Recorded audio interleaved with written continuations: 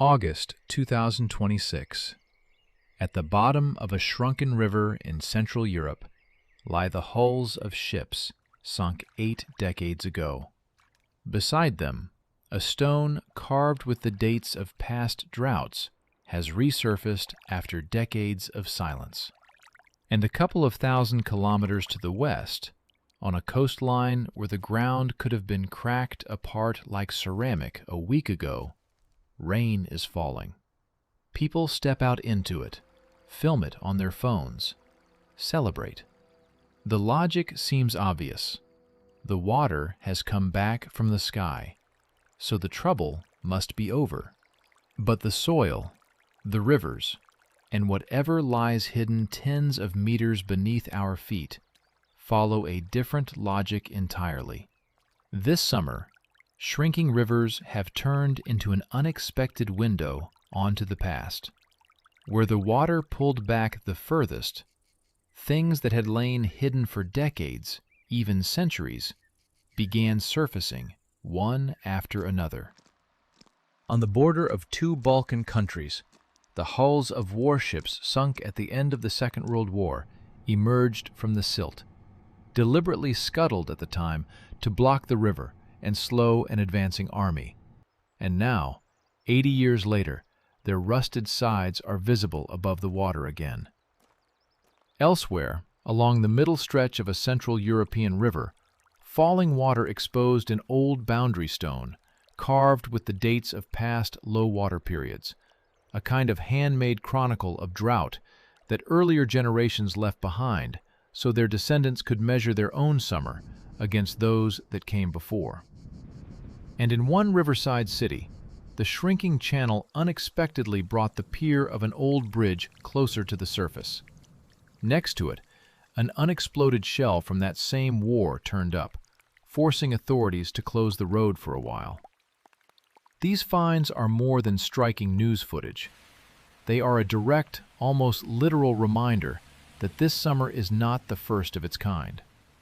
Low water periods like this have happened before, left their marks, and ended. The question worth holding on to through the rest of this story is far less dramatic than a rusted hull, but far more important. How long does it take before the water rises again and covers all of this back up?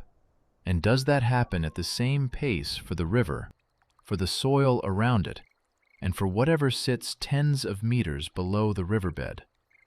To understand why a single rainy day doesn't settle a debt built up over months, we need to follow one single drop of water, where it goes, what happens to it, and why the journey from sky to river and from river to aquifer can take not hours or days, but weeks, months, sometimes years.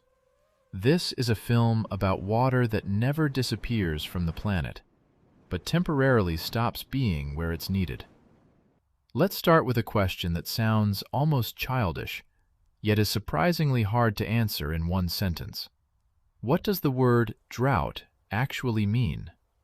A meteorologist, a farmer, and a hydrologist will each give you a different answer, and all 3 will be correct. They're simply describing different things. To a meteorologist, drought begins when rainfall over a given period falls noticeably below what's typical for that time of year in that place. This is the earliest, simplest stage, a straightforward rainfall deficit, tracked by rain gauges and satellite precipitation estimates. Specialists call this meteorological drought, and it can begin and end quite quickly.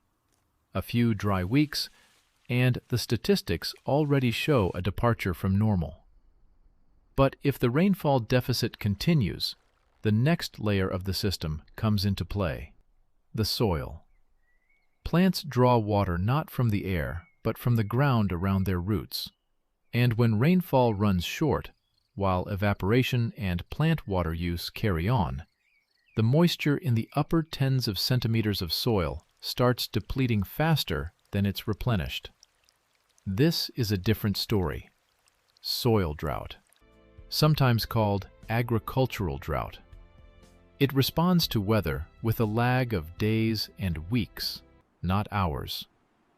And finally, if the deficit drags on for months, its effects reach a third layer: rivers, lakes, reservoirs, and, deeper still, underground aquifers. This is hydrological drought, and it's the slowest of all to respond. The level of a major river or the volume of water in a deep aquifer isn't shaped by one rainfall event, but by what has accumulated over previous months and seasons across an entire river basin. 3 different processes, 3 different rhythms. That's why, when rain finally returns, it can ease the meteorological deficit almost instantly, barely touch the soil deficit, and leave rivers and groundwater largely untouched. The system works as a cascade. Each stage flows into the next with a delay, and each stage recovers with a delay too. It helps to picture 3 nested reservoirs of different sizes, connected by narrow pipes. The first, smallest and most sensitive, is the atmospheric balance of rainfall. It can empty and refill again within a matter of weeks. The second, larger reservoir is the soil moisture in the root zone, which fills through a narrow pipe from the first and so lags behind its fluctuations. And the third, largest and most sluggish, is the combined store of surface and groundwater, filling through an even narrower pipe from the second. A few dry weeks are enough to drain the small top reservoir. Months of sustained deficit further up the chain are needed to noticeably drain the huge bottom one. And for exactly the same reason, one generous rainfall that tops off the upper reservoir isn't enough to refill the bottom one. The water has to make its way slowly, through every narrow passage, all the way down. Let's take August 2026 as a working example, not because it's the only relevant year, but because it's happening in real time right now. According to the European Drought Observatory, a joint project of the European Commission's Joint Research Centre and the Copernicus Service, as of late July this year, around half of the territory of the European Union and the United Kingdom was experiencing drought of some intensity, with about 9% of that area in the most severe alert category, where a rainfall deficit and declining soil moisture are joined by visible vegetation water stress. For comparison, in July 2022, one of the harshest drought seasons of recent decades, around 60% of the territory was in drought, with about 11% in the alert category. In July 2018, the figures were 54% and 3%. So this August falls into the same range as those 2 years, without automatically exceeding them, at least not yet. It's worth understanding how these comparisons are actually built. Combined drought indicator data is updated in 10-day cycles. Specialists gather fresh satellite and ground observations, recalculate all 3 components of the indicator, and publish an updated map that typically describes the period just past rather than the present moment, meaning a map available in mid-August usually reflects late July. That lag matters whenever you look at one of these maps. What you're seeing isn't a live snapshot of today, but a recorded state from a specific date in the recent past. That's also why, in the 2 comparison years, the peak of drought by share of territory in the alert category came later than late July. In 2022, it arrived in mid-August, when the alert category covered about 18% of the same territory. In 2018, it arrived at the end of August, at around 6%. In other words, both comparison years kept worsening after the point where the 2026 data currently stands. Whether this August will follow the same worsening trajectory turn out milder, or overtake both previous years is something we simply can't say at the time of this film's release. That requires waiting for the August data itself, rather than extrapolating from the past.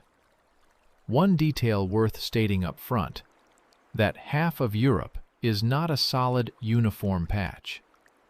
The sharpest rainfall deficits were recorded in southern Germany, the Alps, central France, and western Ukraine. Soil moisture ran below normal mainly across central and eastern parts of the continent.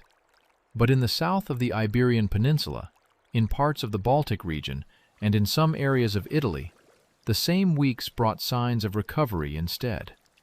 In other words, the same map, the kind you might see from a plane, hides dozens of separate, unsynchronized stories underneath. Now to the central question of this film.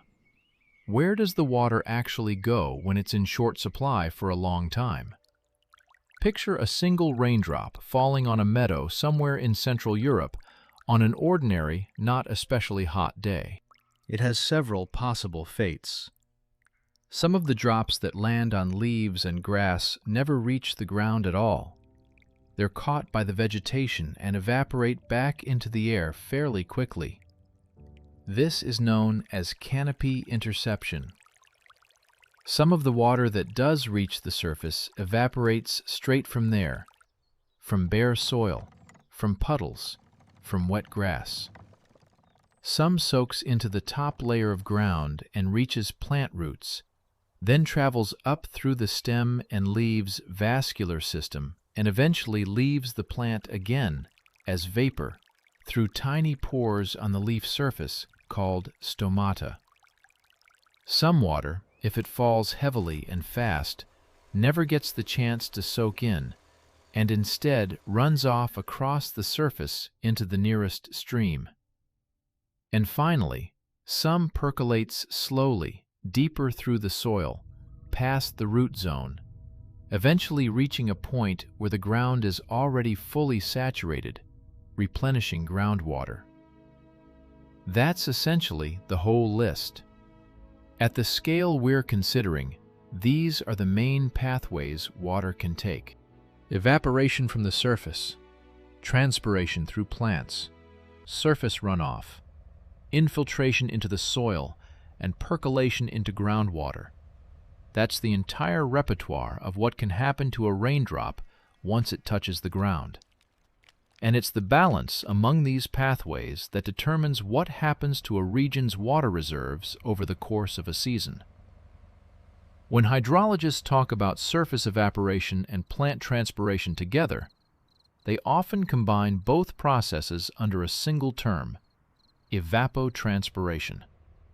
It isn't some separate exotic phenomenon, just a convenient umbrella term for the total water loss from a landscape through two parallel channels, direct evaporation and the work plants do.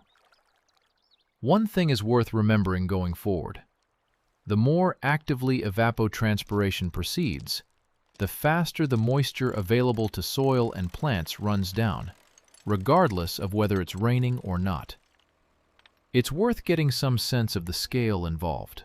On a warm, windless day, a single mature deciduous tree can release tens, even hundreds of liters of water through its leaves, effectively working as a slow but continuously running pump, drawing moisture from the soil and returning it to the atmosphere.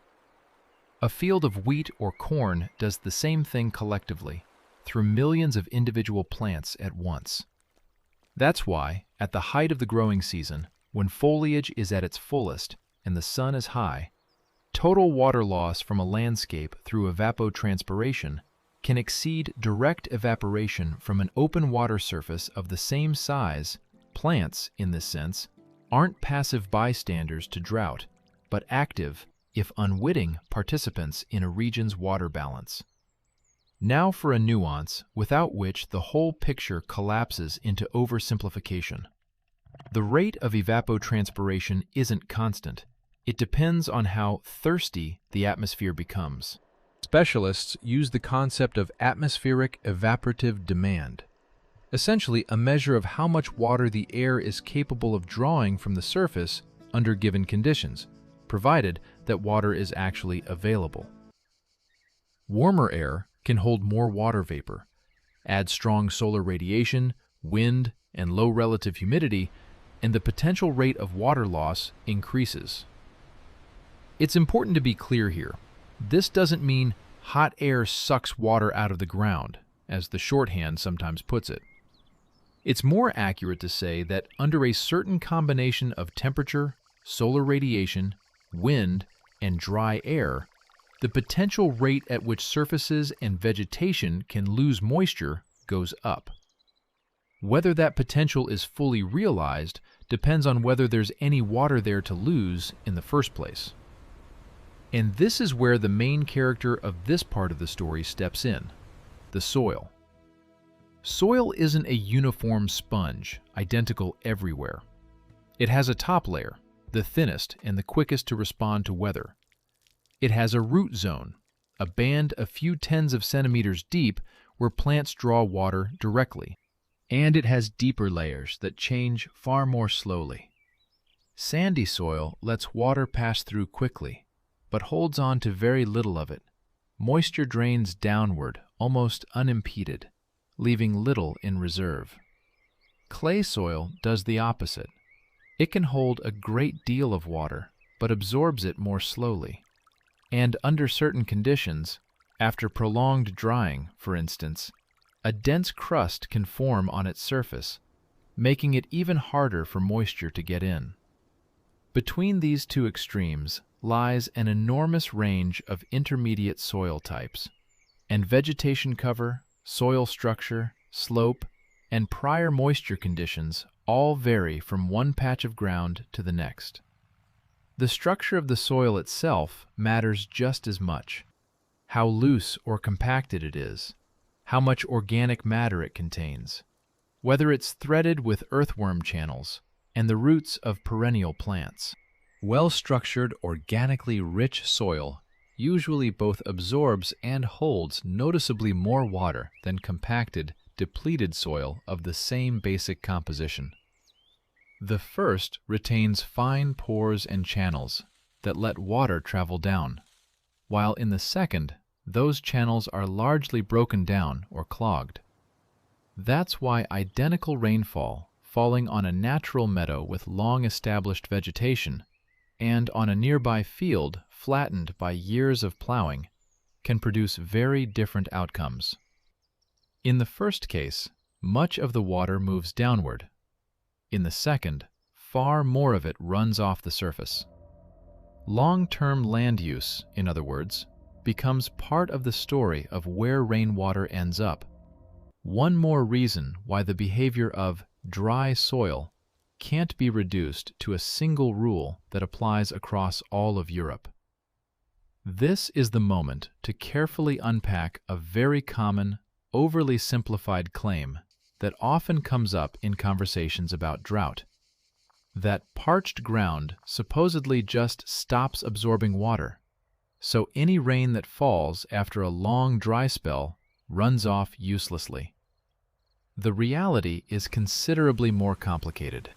A soil's ability to absorb water, what specialists call infiltration, depends on a whole set of factors at once: soil type, structure, how severely and for how long it has dried out, vegetation and root cover, surface slope, rainfall intensity, and how moist the soil already was right before the rain began. Under certain conditions, something called hydrophobicity really can develop, a thin surface layer on dried-out soil that temporarily repels water. And in those cases, the first few minutes of rain can indeed run off with almost no absorption. But this isn't a universal property of dry ground in general. It's a specific effect tied to particular soil types and a particular degree of dryness. And it's typically overcome as the rain continues and gradually softens the surface layer. Far more often, the decisive factor isn't the dried-out soil itself, but the character of the rain. If rainfall intensity, the number of millimeters falling per hour, exceeds the rate at which water can physically penetrate a given soil type, the excess inevitably stays on the surface and runs off, whether the soil was dry or already wet beforehand. That's a purely physical limit on absorption capacity, not some kind of refusal by parched ground to accept water. Can the same rainstorm both ease an acute deficit and create a local flooding risk? Yes, and that's a direct consequence of everything above, not a contradiction. During a very intense downpour, part of the water soaks in and eases conditions in the topsoil, while a larger part, exceeding the soil's absorption limit, rushes across low ground and channels, causing a brief rise in water levels where the ground was dry the day before.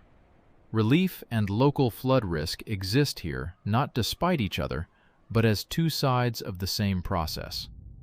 And now we come to one of the most counterintuitive points in this whole story: why the return of rain often doesn't mean drought ends quickly. Picture a short but very intense downpour, the kind that dumps as much water in an hour as normally falls over 2 or 3 weeks. In terms of total millimeters, that looks impressive, and the statistics register a sharp spike in rainfall. But if much of that water falls faster than the soil can absorb it, most of it simply runs off into nearby ditches, streams, and rivers, producing a brief, sometimes even dangerous rise in water levels, without necessarily reaching deep into the soil profile, let alone groundwater. A river swells for a few hours, carrying murky, sediment-heavy water, then subsides just as quickly, back to roughly the level it started from. The soil deficit may remain almost untouched. A very different picture emerges with moderate, sustained rainfall spread over several days.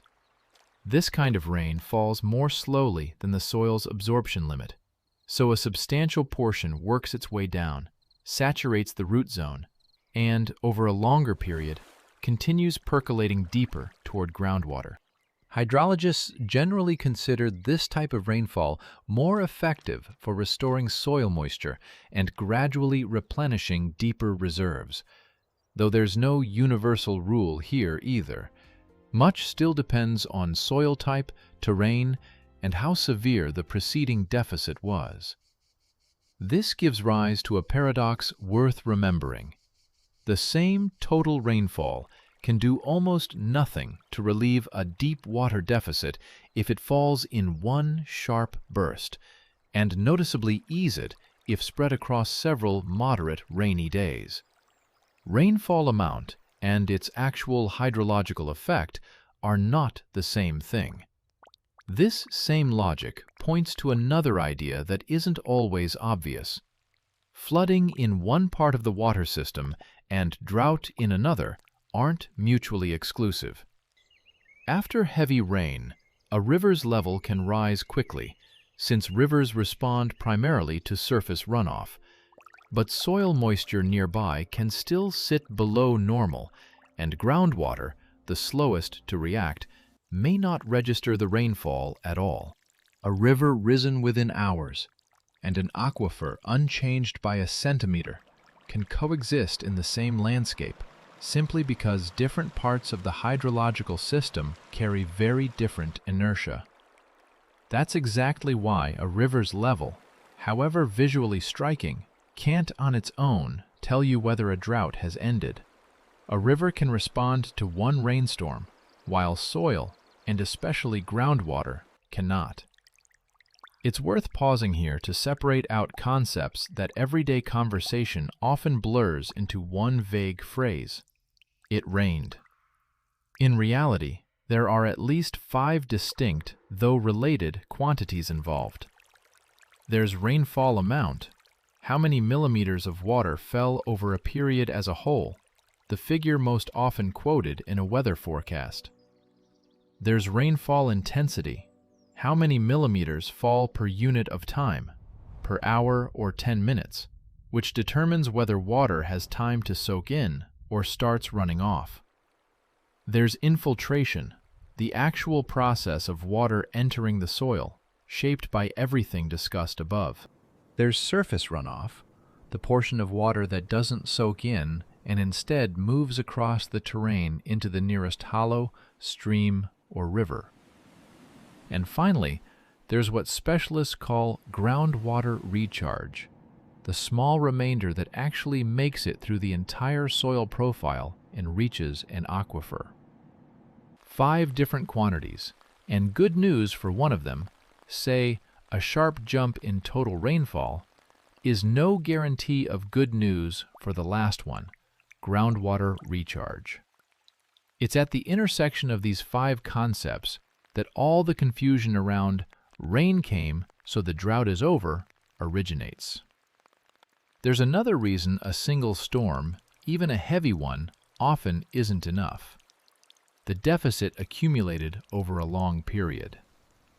If rainfall has run below normal for weeks or months, while evaporation and plant water use continued at a normal or even elevated pace, the system, soil, stream beds, underground layers, has lost far more water over that time than any single, even generous, rainfall event can restore.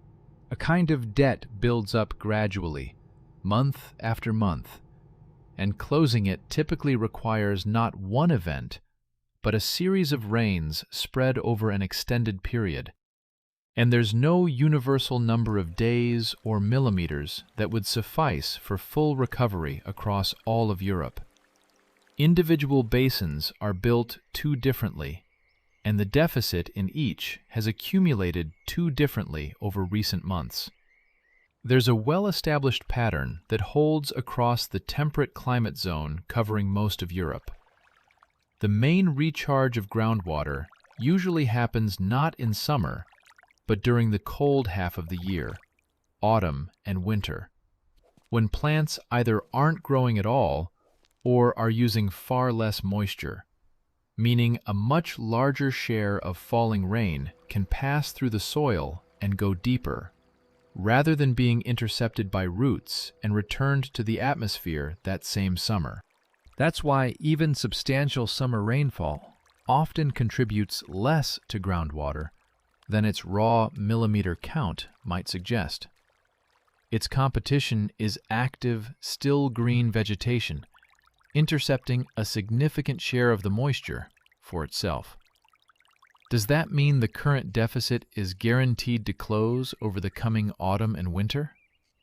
No, that will depend on how much rain actually falls in the coming months, and nobody can know that for certain in advance.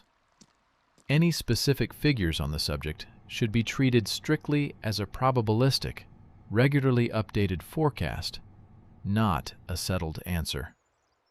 Let's talk in more detail about groundwater itself, because it holds, arguably, the slowest and least visible part of this whole story. For water to reach an underground aquifer at all, it has to make a long journey, first percolating through the upper root-bearing layer of soil, then passing through deeper, often less permeable rock, and only then reaching a zone where every pore and crack in the ground is already filled with water. In some geological settings, where loose, highly permeable rock predominates, for instance, that journey can take relatively little time. In others, where dense clay or low permeability bedrock lies beneath, the same journey can stretch across months or years. That's why groundwater recovery typically lags behind the return of rain, and there's no single figure that captures how long that lag lasts across all of Europe. It's determined by the local geology of each individual basin. It's worth citing data of a structural rather than a momentary kind here. The International Groundwater Resources Assessment Center, operating under UNESCO, published an analysis in 2026 of long-term trends across monitoring wells in various European countries. According to that research, over the past 20 years, declining groundwater levels have been recorded at a significant share of monitored wells in a number of countries. In Bulgaria, at the overwhelming majority of tracked wells. In Hungary, at most of them. A notable share of declining wells was also found in Germany, Croatia, Czechia, and Poland. The point of this observation isn't to dramatize any single summer, but to show that what looks like a reaction to the current heat often overlaps with a much longer, decades-long trend of aquifer depletion in certain regions, a trend tied not only to weather, but to the volume of water drawn for agriculture, industry, and cities. In other words, in some basins, today's water deficit has both a seasonal and a structural component, and one good rainy season doesn't resolve the structural part of the problem. In practice, this lag between groundwater and weather also shows up in far more mundane, everyday details, not just in monitoring well data. Springs that have reliably emerged in the same spot for decades can weaken or temporarily dry up in years like this, because the underground layer feeding them has depleted faster than it could be replenished. Small private wells, dug to reach an average long-term water table, can turn up drier than usual, while deeper wells reaching lower layers often keep working without any change. Another reminder that groundwater isn't a single unified reservoir, but a layered system of different depths, each moving to its own rhythm. A separate study, carried out by the International World Weather Attribution Group and published in late July this year, tried to estimate how much of the soil moisture deficit in Eastern Europe between January and June 2026 could be linked to human-caused climate change. The researchers found that a soil moisture deficit of this kind had become roughly 11 times more likely compared with a climate without human influence on temperature, and that events of this rarity are now expected considerably more often than before. This is, of course, a probability estimate rather than a precise prediction, and it applies to a specific region over a specific 6-month period. But it illustrates a general principle well. A warmer climate background doesn't create drought by itself, but, all else being equal, it raises the odds that a moisture deficit will turn out more severe. Now to the rivers. And here it makes sense to move from general principles to specific names, because August 2026 has provided plenty of material. According to the Copernicus Service, water levels in several of Europe's largest rivers this August, including the Loire in France, the Po in Italy, the Rhine in Germany, and the Danube, dropped to exceptionally low values, with some stretches approaching or matching historical lows. On certain stretches of the Rhine, water levels fell to exceptionally low values, comparable to the lows seen during previous major droughts. On the Danube, Sentinel-2 satellite images taken by the European Space Agency in an area roughly 45 kilometers north of Budapest clearly show the difference between August 2025 and August 2026. The channel has narrowed, sandbars have been exposed, and the surrounding landscape looks noticeably drier. Exceptionally low levels were also recorded on the Romanian stretch of the Danube. According to the Joint Research Center, the drop in Danube flow is putting pressure on several sectors at once: river navigation, water supply, agriculture, and energy. Critically low water levels on the Danube and the Rhine have reduced hydropower output and also affected nuclear power plants that rely on river water for cooling. Exceptionally low Danube levels also put pressure on energy infrastructure that depends on river water for cooling. In Italy, a similar picture is unfolding in the Po Basin, which, according to the same center, is under serious hydrological stress.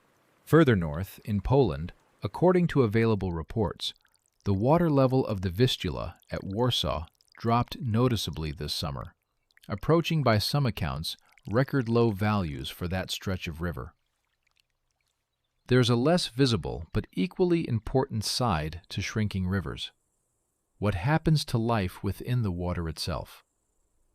As a river's volume drops, while its surface keeps warming under the same summer sun, the water in the remaining channel heats up faster and more than usual, and its capacity to hold dissolved oxygen falls with it. Fish and other aquatic organisms find it physically harder to breathe. At the same time, the same volume of accumulated runoff and pollutants ends up dissolved in a much smaller amount of water, so their concentration rises.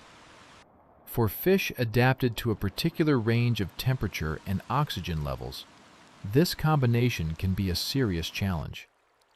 And this physiological mechanism is typically what lies behind the fish kills that are occasionally recorded on the most severely reduced stretches of rivers during droughts like this one. The Danube itself is worth lingering on a little longer, because it probably shows better than any other river how a hydrological deficit turns into a range of seemingly unrelated practical problems.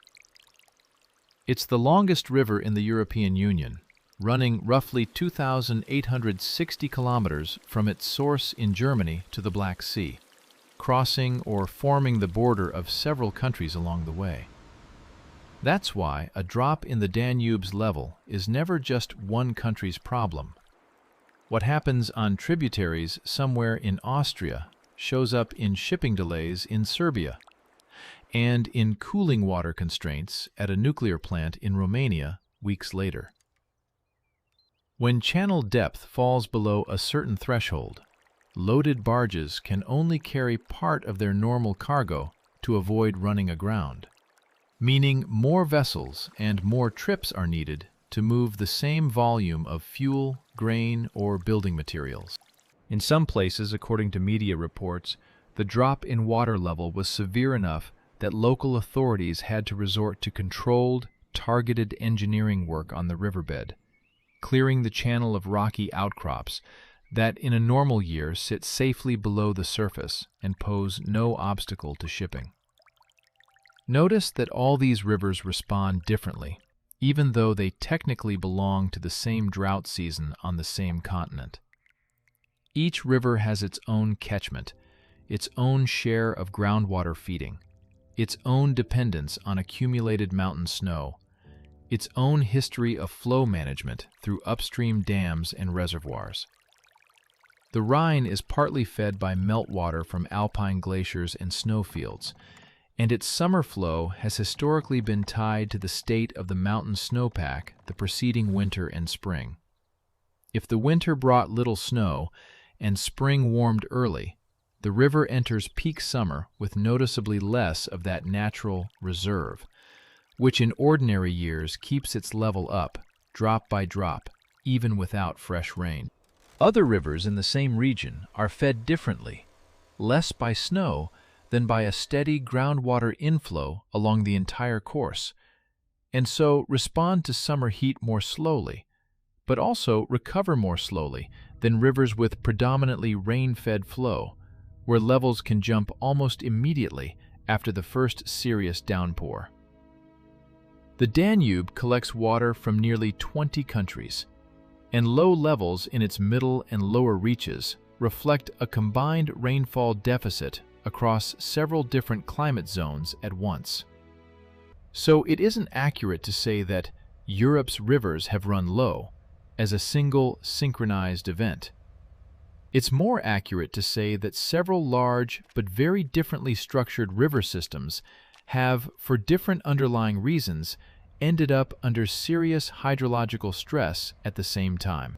This same logic of unevenness applies to reservoirs. But here another important detail stands out especially clearly. A reservoir's water level is shaped not so much by rain falling directly over the reservoir itself, as by everything happening across its entire catchment, sometimes hundreds of kilometers from the dam, along with river inflow, surface evaporation, how the water is being managed, and what was carried over from previous seasons.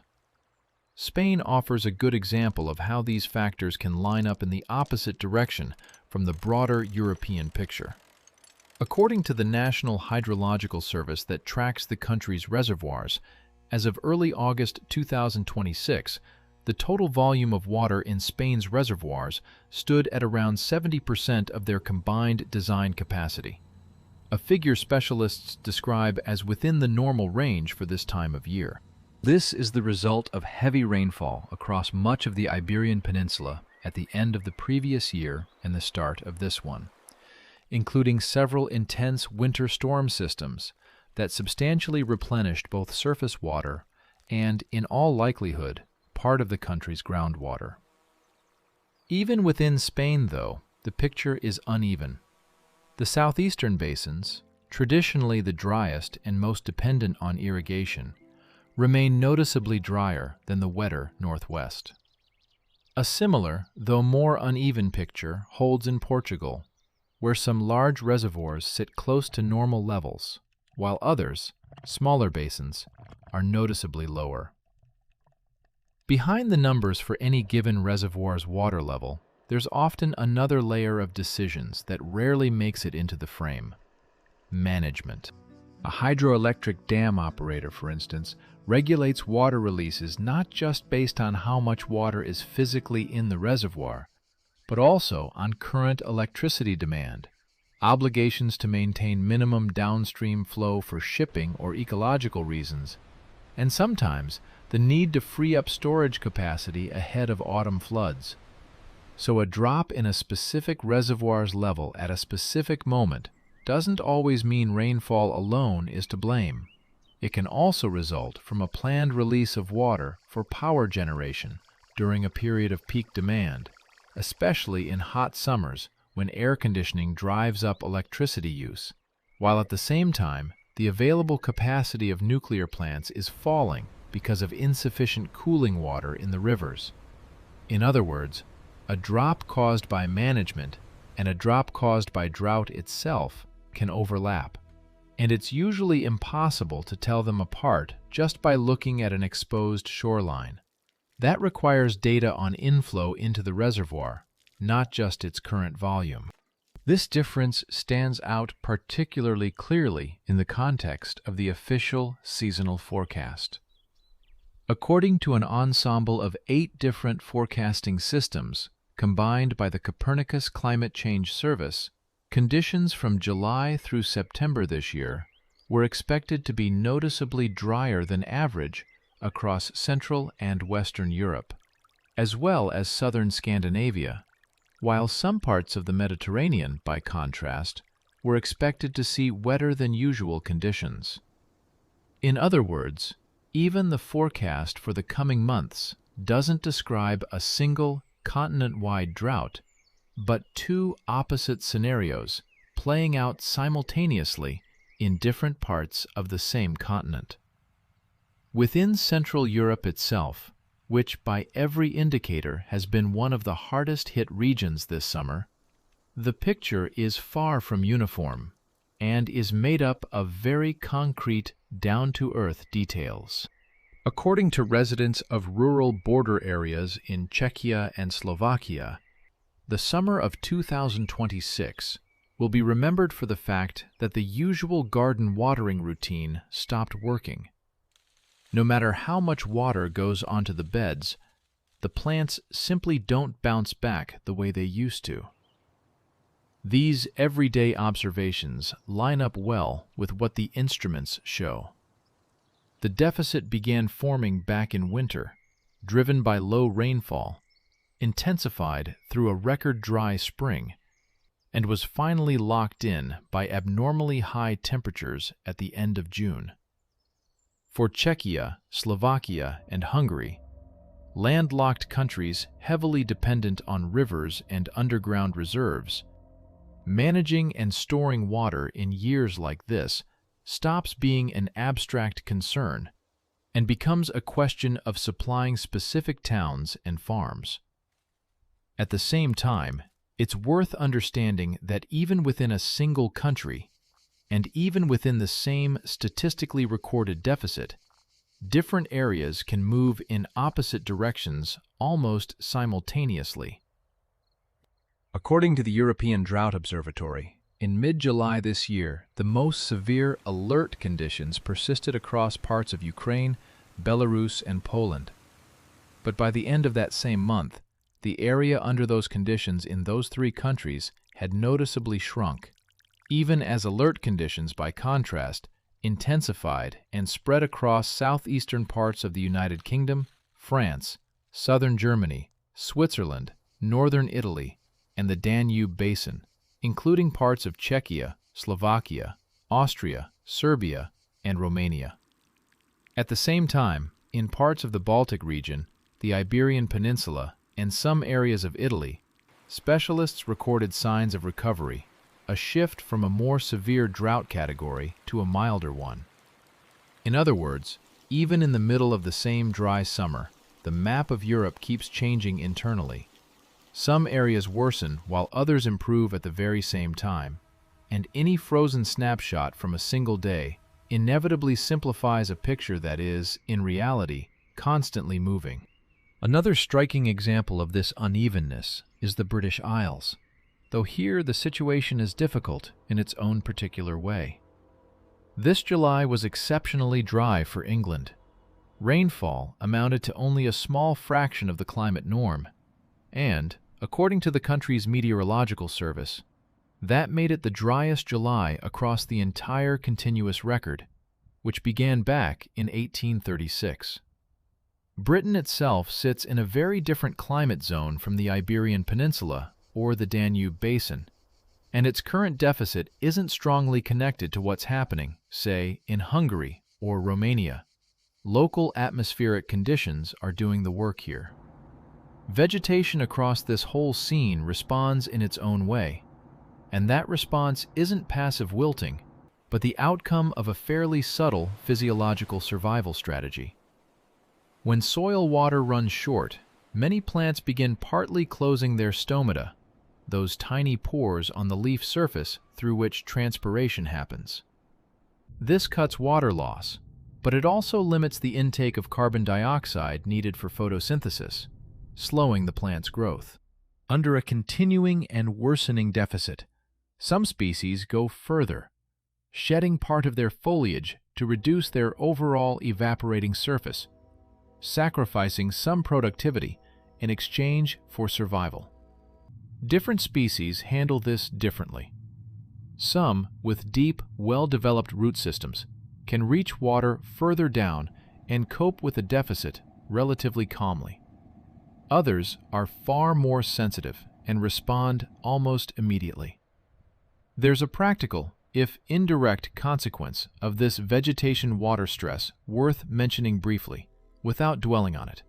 It's already been the subject of a separate film on this channel. Dried-out grass, weakened undergrowth, and foliage shed ahead of schedule add extra dry fuel to forests and open landscapes. And combined with hot, windy weather, that's one of the factors that raises both the risk and the potential speed of wildfire spread. But that's just one of many consequences of prolonged vegetation dryness, not the main subject here. The point is to understand the underlying physiological logic, not to dig into a single season's fire statistics. A similar but slower, more hidden story plays out with trees. Unlike annual crops, a tree accumulates the effects of a water deficit not over a single season, but across several. And the consequences of prolonged dryness may not show up right away, sometimes surfacing only months later, occasionally not until the following year, when a weakened tree becomes more vulnerable to pests or disease. That's why observations of forest condition after a hot summer need to be interpreted cautiously and locally. Noticeable water stress in trees in one region doesn't automatically mean the same thing is happening across the whole continent. The picture in forests, like everywhere else in this story, is made up of countless local narratives. A forest, unlike a single tree standing alone in an open meadow, also has its own internal system for softening the effects of drought. A dense canopy shades the soil beneath it and lowers the temperature of the air near the ground, which slows evaporation directly from the forest floor to some degree. A layer of fallen leaves and needles covering the soil acts as natural mulch, further reducing direct evaporation, while also protecting the soil structure from cracking and compaction. And an underground network of fungal threads wrapped around the roots of most forest trees, mycorrhizae, can expand the effective volume of soil a tree can draw water and nutrients from, acting as a natural extension of its root system. None of this makes a forest immune to a prolonged moisture deficit, but it explains why a well-preserved, mixed-age, mixed-species forest often withstands a drought of equal severity noticeably better than a single-species plantation on open ground with no undergrowth. The practical significance of soil moisture deficit shows up especially clearly in agriculture, though here too it's important not to turn individual examples into a continent-wide generalization. According to the monthly bulletin of the Joint Research Center's Agricultural Monitoring Program, published at the end of July this year, the EU-wide yield forecast remains slightly above the 5-year average, though below last year's level.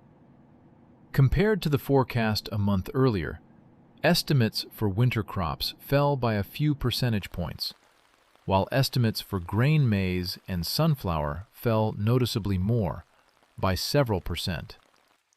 This is EU-wide data, and it already accounts for the fact that some regions are suffering from water shortages far more than others, which offsets the overall balance. Behind these averaged percentages are very concrete decisions farmers have to make in real time as the season unfolds.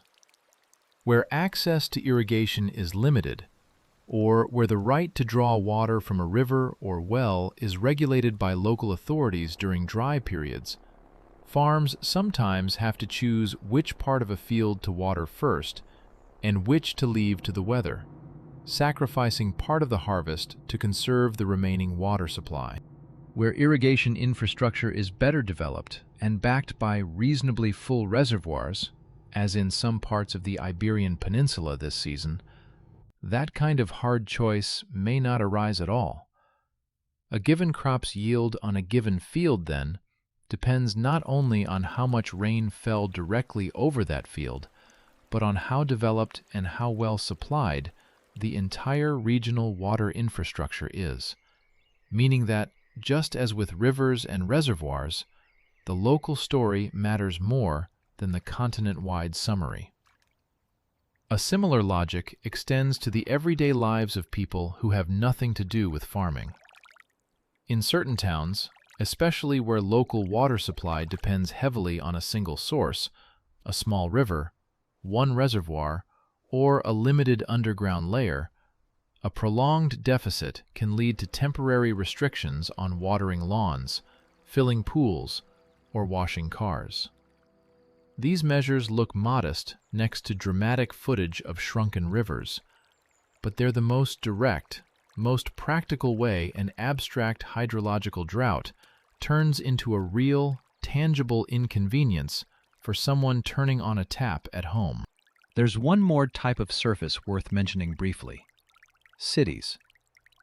Asphalt, concrete, roofs, and storm drains are built on fundamentally different principles from a natural landscape.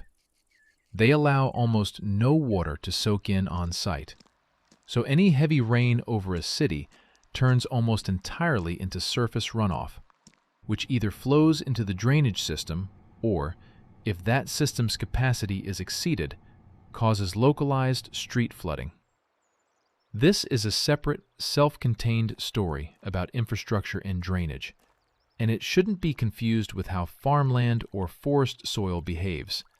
The mechanisms are fundamentally different, even though both can happen on the same rainy day in the same region. This produces what looks, at first glance, like a strange picture. A city can experience localized street flooding after a downpour, while simultaneously remaining in a state of significant water deficit in its green spaces, lawns, parks, roadside plantings, because that's exactly where water can, in principle, soak in, unlike a paved street, but during a heavy downpour, it simply doesn't have time to do so in sufficient volume. High-resolution satellite images analyzed by journalists this summer illustrate this using individual city parks as examples. In London and in Vienna, say, comparing images of the same patch of ground taken a year apart shows a marked yellowing and loss of the dense, saturated greenery typical of a normal year. City parks, in this sense, respond to water deficit almost as visibly as an open farm field, just on a far more compact and familiar scale. Before moving from these individual storylines to the broader climate backdrop, it's worth stating plainly something that has so far been scattered across different parts of this story. Why neighboring regions on the same continent, sometimes sharing a border, can experience such different fates in the very same summer. The answer comes down to several layers, each of which we've already looked at separately. Different amounts and patterns of rainfall. Some areas simply got less rain than others, sometimes over the course of not one, but several consecutive seasons. Different soil and vegetation types, which determine how efficiently the rain that did fall stayed in place, rather than running off or evaporating uselessly.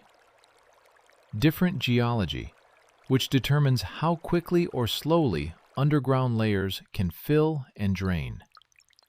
Different river hydrology, snow-fed, rain-fed, or groundwater-fed, and different degrees of regulation through dams and reservoirs.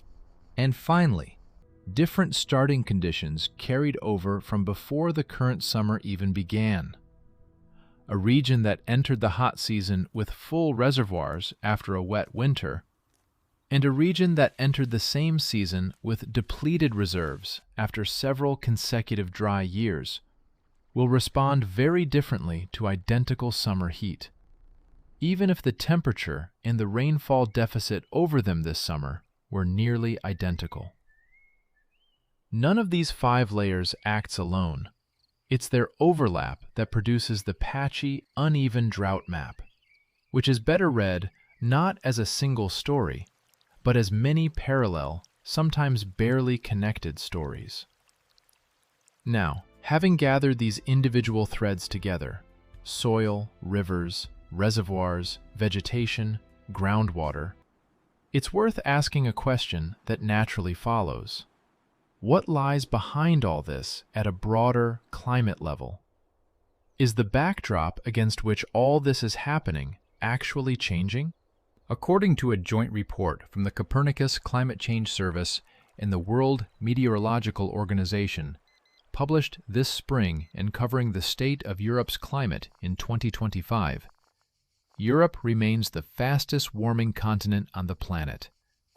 Warming here is proceeding more than twice as fast as the global average, a pattern that holds true going back to roughly the 1980s. At least 95% of the continent's territory recorded above normal temperatures in 2025. The report's authors link this accelerated warming to several factors acting together. A shift in atmospheric circulation patterns that favors more frequent and more intense summer heat waves. A decline in atmospheric aerosols due to reduced industrial pollution, itself a positive development for public health, but one that indirectly increases the amount of solar radiation reaching the surface. Shrinking snow and ice cover, which used to reflect part of the sun's radiation back into space, and the continent's proximity to a rapidly warming Arctic. It's important to state this connection with real precision, without oversimplifying. Higher temperatures on their own raise atmospheric evaporative demand and can therefore intensify certain types of drought, particularly soil drought, driven by accelerated moisture loss. But drought as a phenomenon depends on far more than temperature alone.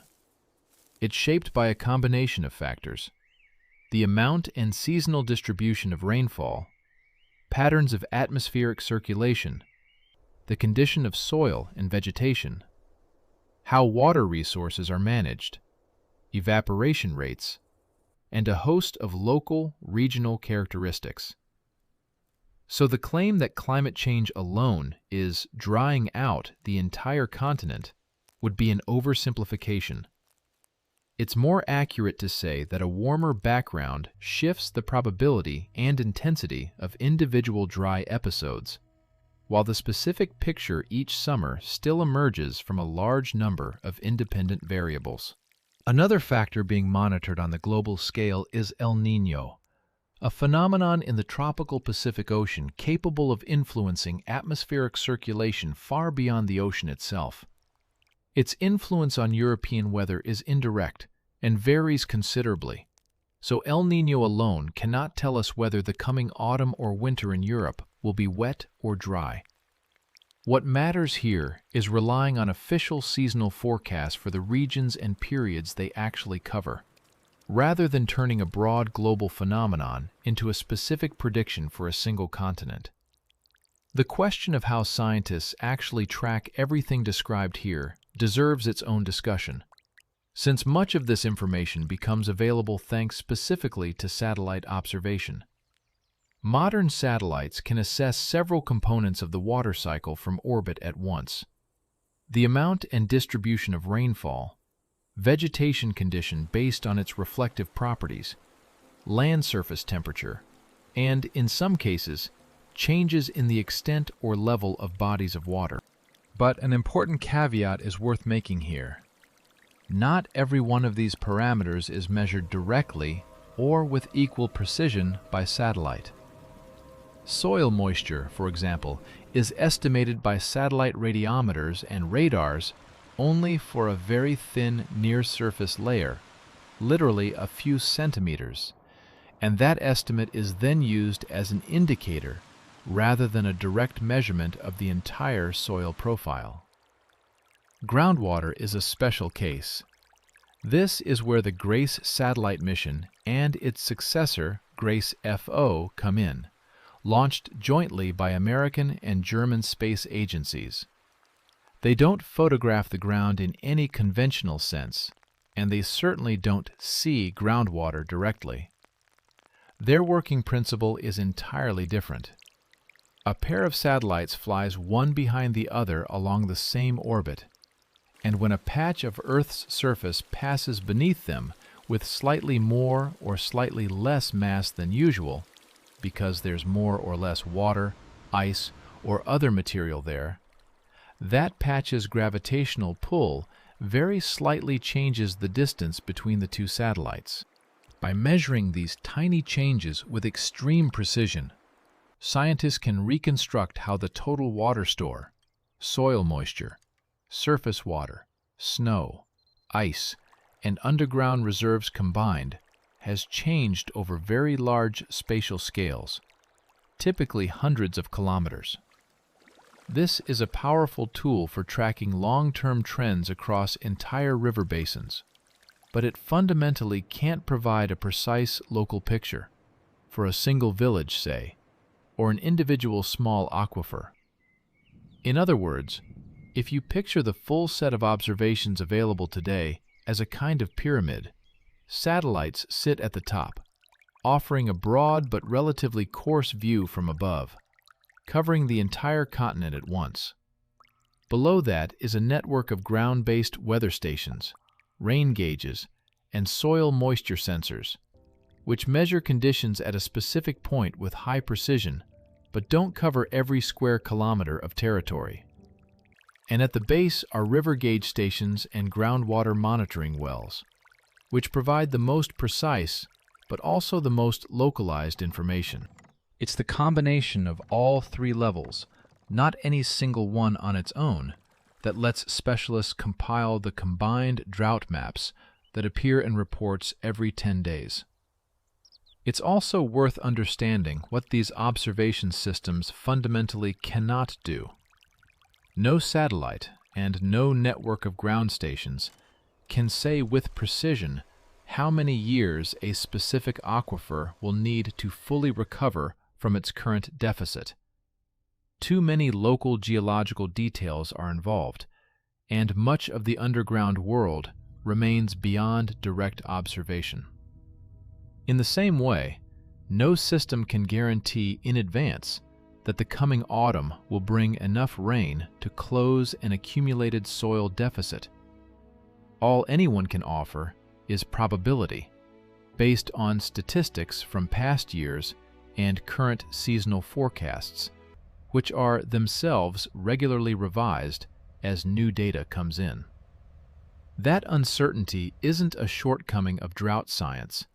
It's an honest reflection of just how complex and genuinely slow to respond the system it's trying to describe really is. That's why day-to-day drought monitoring in Europe relies on combined indicators that pull together data from multiple sources. One of the main tools of this kind is the Combined Drought Indicator, developed as part of the European Drought Observatory. It sequentially combines three separate measures: a standardized precipitation index reflecting the meteorological deficit, a soil moisture anomaly reflecting the next soil-based stage, and a satellite-derived vegetation condition anomaly reflecting visible stress. The three warning levels, watch, warning, and alert, correspond exactly to that sequence. First, a rainfall shortfall is recorded, then a decline in soil moisture, and only at the third stage, once both prior conditions have persisted long enough, does visible vegetation stress get added. It's important to understand that the color on such an indicator's map isn't a direct measurement of the amount of water in the system. It's the result of combining several statistical anomalies and should be read as a composite early warning signal, not as a precise figure for a water deficit in cubic meters. Now, equipped with all of this, it's worth stepping back and slowly, one step at a time, widening the frame from a single drop to the entire planet. A drop that lands on a leaf may stay there until it next evaporates. A drop that soaks into the topsoil may be drawn up by the root of a nearby plant within hours and return to the atmosphere as vapor that same evening. A drop that runs off the surface of a field into a roadside ditch may reach a stream within minutes, a river within hours, and within a few days cross into another country, hundreds of kilometers from where it first touched the ground. And a drop that percolates deep through layers of rock may spend not days or weeks, but months or years underground before resurfacing, through a spring, a well, or the gradual base flow that keeps a river running during a drought's driest weeks, when there's been no rain for a long time, but the river still hasn't dried up completely, thanks precisely to that slow underground inflow. From a single field, the scale widens to a river's watershed, the area from which all the water drains into one river. From a watershed, it widens to a region encompassing several such basins. From a region, it widens to a continent, where, as we've seen, dozens of these regional stories play out in parallel, sometimes in opposite phase to one another. While one part of Europe is recording record-low river levels, another, at the very same time, is receiving above-average seasonal rainfall and refilling its reserves. And from the continent, it widens to the atmosphere and the global water cycle as a whole, where water that evaporates from the ocean's surface in one hemisphere can fall as rain on another continent weeks later. At this level, the central idea of this entire film comes into view. Water doesn't disappear from the planet. Its total amount on Earth is, essentially, constant, redistributed among the ocean, the atmosphere, ice, rivers, and underground reserves, but never diminishing in a global sense. But for a particular field, a particular river, a particular person turning on a tap, what matters isn't how much water exists on the planet as a whole. What matters is three much narrower, much more local questions. Exactly where that water is right now, when it will become available, and in what form, as rain, as an underground reserve, as melting snow, it's capable of reaching the place where it's needed. Let's return to where we started, to the shrunken river with the rusted hulls of old ships, and to the rain falling at that very same moment somewhere else on the continent. Now, after everything we've covered, both images can be seen differently. The rusted hull of a ship on a dried-out riverbed isn't just a striking image for the news. It's a visible trace of just how slowly and unevenly a hydrological system moves. A single rainy day may not be enough for the water to rise high enough to cover that hull again. Soil, rivers, and groundwater recover at different speeds, ranging from days and weeks to months, and, for some deep aquifers, considerably longer. And the rain falling at that same moment in another region isn't the end of the story, or a guaranteed reprieve. It's just the first, fastest step in a chain that will need many more steps like it before it's complete. Let's trace one last time the path of a single drop, but now knowing everything we know. It breaks free from a cloud over some field in Central Europe. Landing on the canopy of a roadside tree, it may linger on a leaf and rise back into the air as vapor within an hour, never having touched the ground. Its neighbor, falling a little to the left onto open soil, soaks into the first few centimeters of ground and, by evening, finds itself inside the root of a stalk of wheat, only to leave the plant a day later through a stoma on its leaf. A third drop, falling on a slope where the soil is already saturated from earlier rain, runs across the surface, enters a roadside ditch, then a stream, then, within a few hours, a tributary of a larger river, and within a few days, that water is already flowing through a neighboring country, hundreds of kilometers from the place where it was once just a single raindrop. And a fourth drop, the least noticeable and the most patient of all, bypasses the canopy, the root, and the stream bed entirely, continuing to seep slowly downward through meters, then tens of meters of rock, toward the centuries-old darkness of an aquifer waiting below. It may take not one season, not 1 year to complete that journey, but it's this drop that will eventually become the slow, hidden reserve that keeps some modest river from drying up completely during the next drought, even when there's been no rain for a very long time. 4 drops, 4 different fates, 4 different stretches of time, all happening at once, in the same rainfall, over the same field.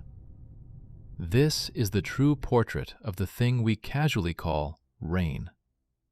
The field where this drop's journey began is just a small point on the map of a watershed. The watershed is just part of a larger region.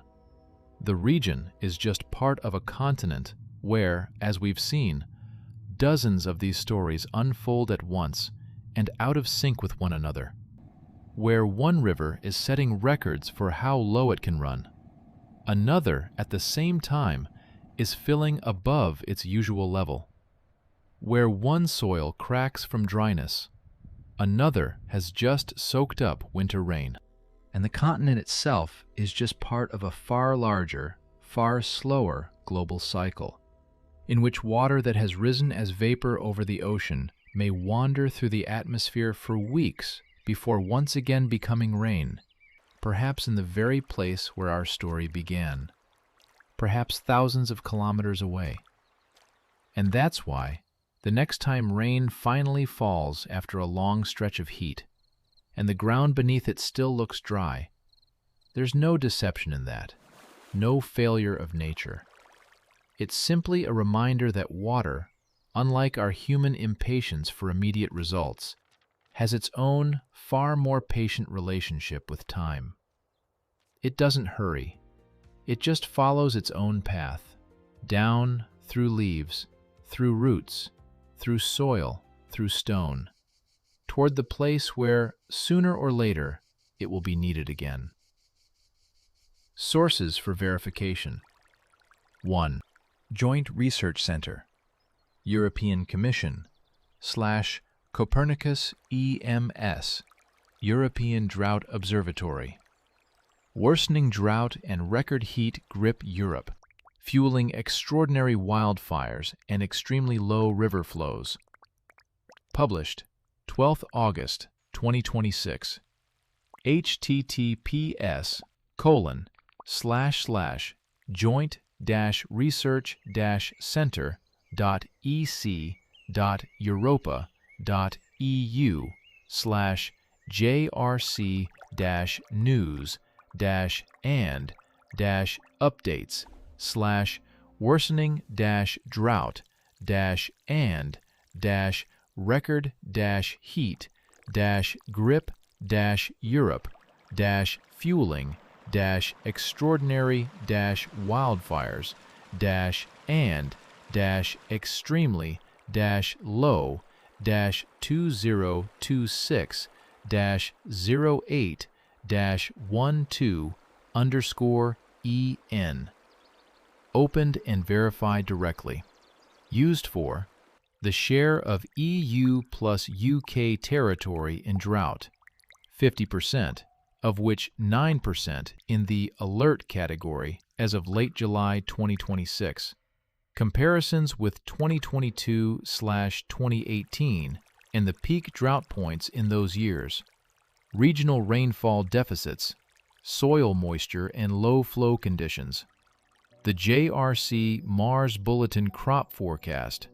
The fact that several major rivers, Loire, Po, Rhine, Danube, reached exceptionally low levels in August 2026. The Po Basin's condition, Danube-related impacts, navigation, water supply, energy. The Copernicus C3S seasonal forecast for July, September, and the mention of El Niño. 2. World weather attribution. Increasingly hot Europe faces more severe droughts and growing challenges for water and land management. Published July 23, 2026. www.worldweather-attribution.org/increasingly-hot-Europe-phases-more-severe-droughts-and-land-management/ Opened directly and verified. Used for the finding that the January-June 2026 soil moisture deficit in Eastern Europe became roughly 11 times more likely due to human-caused climate change, and that events of this rarity are now expected roughly once every 15 years. 3. UK Met Office. Historic July sees record dryness, unprecedented sunshine, and exceptional warmth. Published early August 2026, covering July 2026. www.meteorological.gov.uk/weather-july-media-media-weather-exceptional-warmth. Opened directly and verified. Used for the statement that July 2026 was England's driest July on record in a series dating back to 1836. 4. Ministerio para la Transición Ecológica y el Reto Demográfico, MITECO. Official Weekly Boletín Hidrológico Peninsular. Data covering the first half of August 2026. Aggregated and cited by Spanish outlet Infobae, referencing the official MITECO bulletin. https://www.miteco.gov.es/en/agua/temas/evaluación-de-e-los-recursos-hidricos/boletín-hidrológico.html. Verified. Official data show Spain's reservoirs at roughly 70% of capacity in early to mid-August 2026, within the normal range for that time of year. The script uses this more general around 70% early August formulation rather than a single precise date, consistent with the official data across that period. 5. Joint Research Center. European and Global Drought Observatories. Current drought situation in Europe. Regularly updated combined drought indicator summary.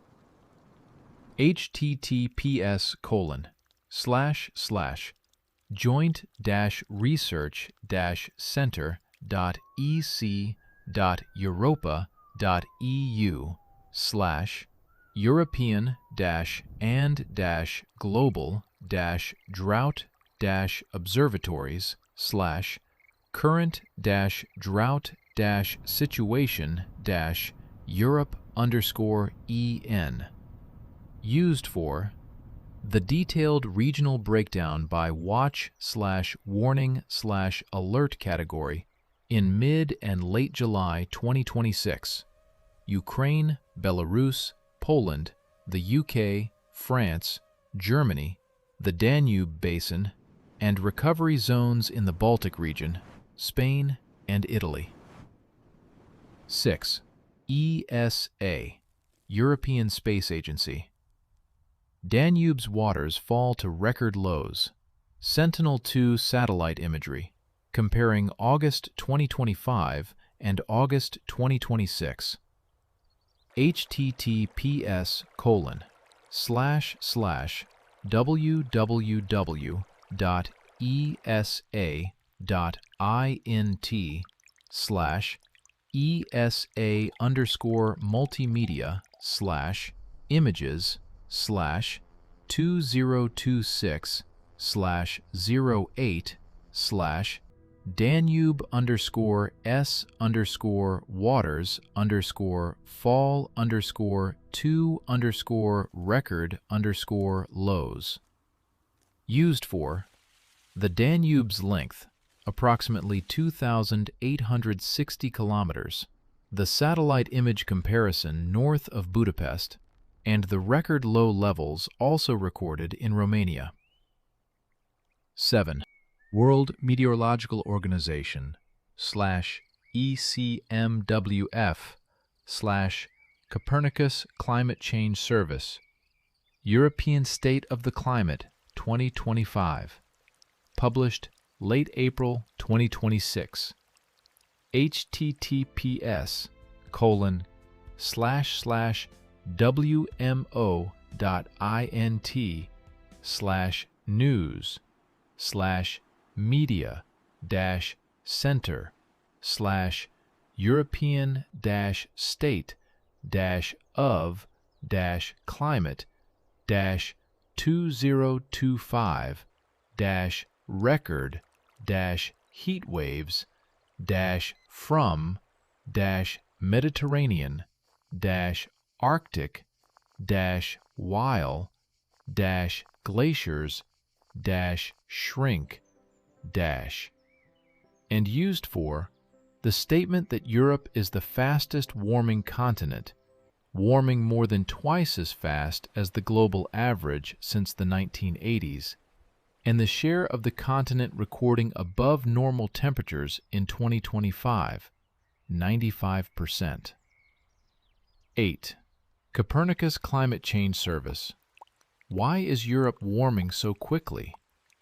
https://climate.copernicus.eu/ESOTC/2025-why-Europe-so-quickly.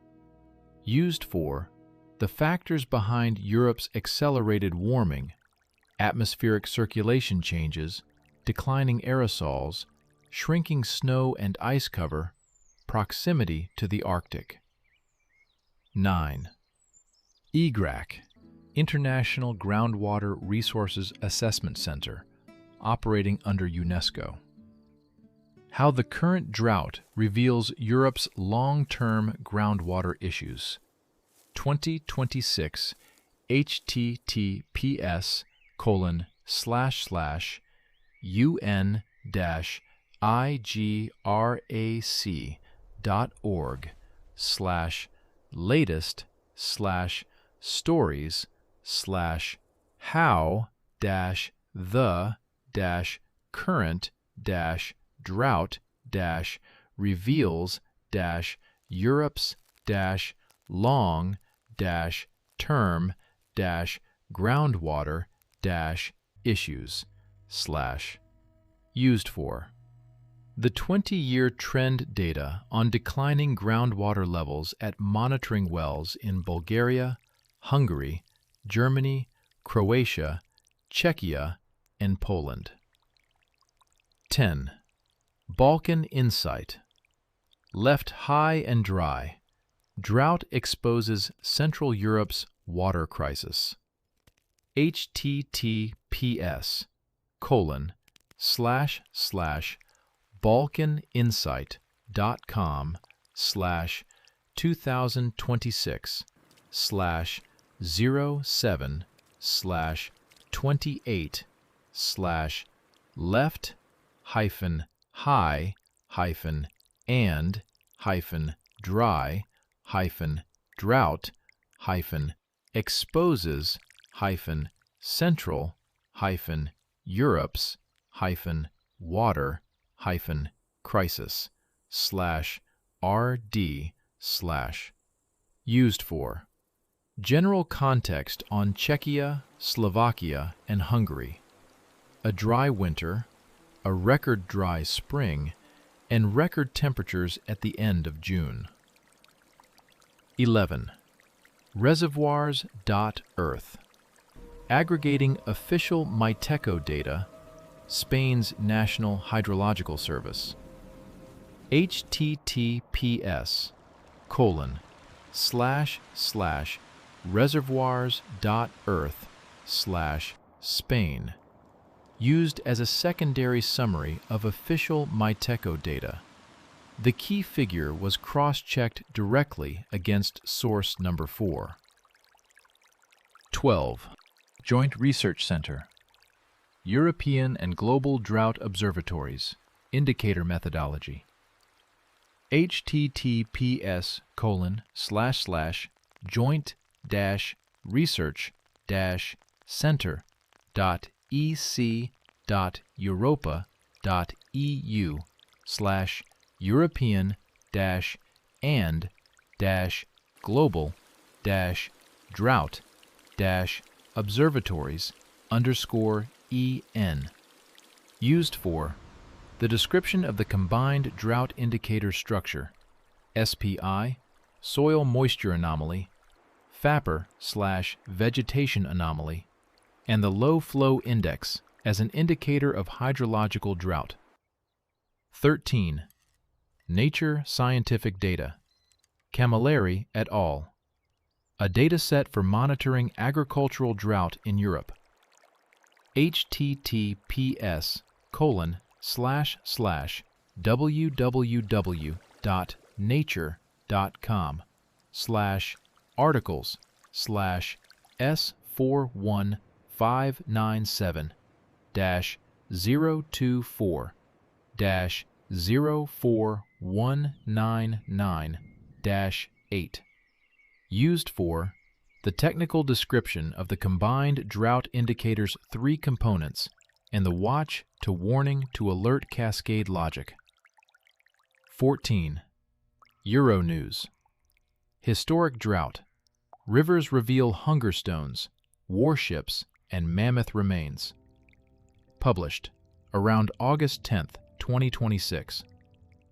https://www.euronews.com/historic-drought-rivers-reveal-hunger-stones-warships-mammoth-remains.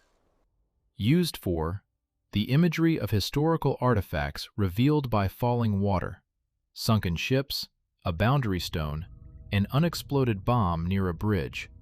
Used in the films Hook and Transitions.